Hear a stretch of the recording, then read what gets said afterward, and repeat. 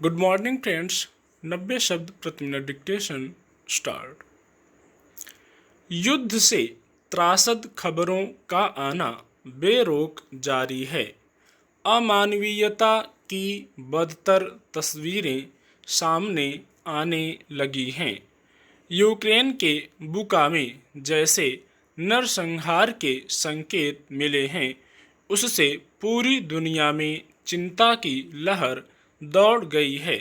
भारत ने पहली बार पूरी दृढ़ता से हिंसा की निंदा की है।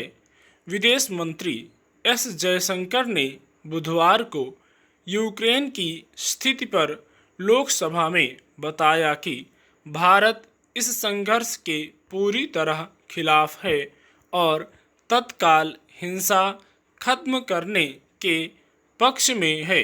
अब तक भारत से यह सवाल बार बार पूछा जा रहा था कि वह किसके साथ है।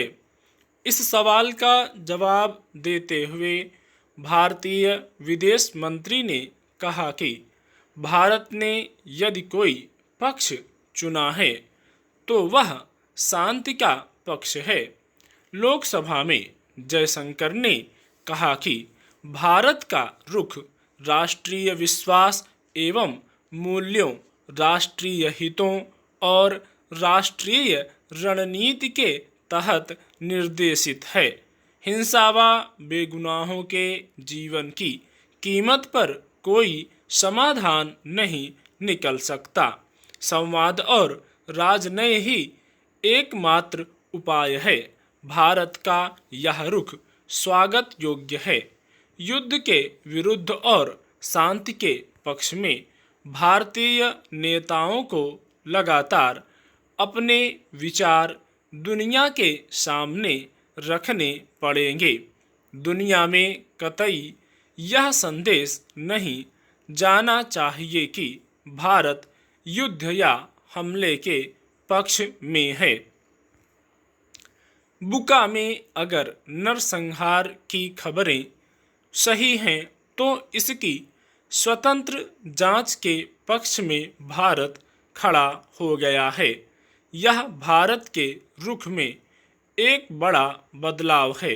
हालांकि हमें सावधान रहना चाहिए, क्योंकि असत्य या दुष्प्रचार के सहारे भी निर्मम युद्ध या हमले हम देख चुके हैं। युद्ध में शामिल ताकतें अपने पक्ष को मजबूत करने के लिए किसी भी हद तक जा सकती हैं। अतः युद्ध क्षेत्र से आने वाली खबरों को अच्छी तरह से परखते हुए ही चलना चाहिए। अगर भारत युद्ध को रोकने की स्थिति में है तो उसे अपनी भूमिका से हिचकना नहीं चाहिए। युद्ध के समय सच को सच और झूठ को झूठ कहने और मानवीयता का पक्ष मजबूत करने का काम भारत सरकार बेहतर कर सकती है। रूस ने अगर आम लोगों को जानबूझकर निशाना बनाना शुरू कर दिया है तो उसकी निंदा जरूर होनी चाहिए। किसी भी युद्ध को जल्दी जीतने के लिए निर्मम सैन्य कमांडर यह रणनीति अपनाते हैं, लेकिन यह कभी नहीं भूलना चाहिए युद्ध के समय निहत्थों को निशाना बनाना मूलतः कायरता है। ऐसी निंदनीय कायरता से कथित शक्तिशाली देशों को बाज आना चाहिए। भारतीय विदेश मंत्री ने बिल्कुल सही कहा है कि सभी देशों को संयुक्त राष्ट्र चार्टर और सभी अंतर्राष्ट्रीय कानूनों, सभी की क्षेत्रीय अखंडता एवं संप्रभुता का सम्मान करना चाहिए। 40 दिन से युद्ध जारी है। किसको क्या हासिल हुआ है सोच लेना चाहिए।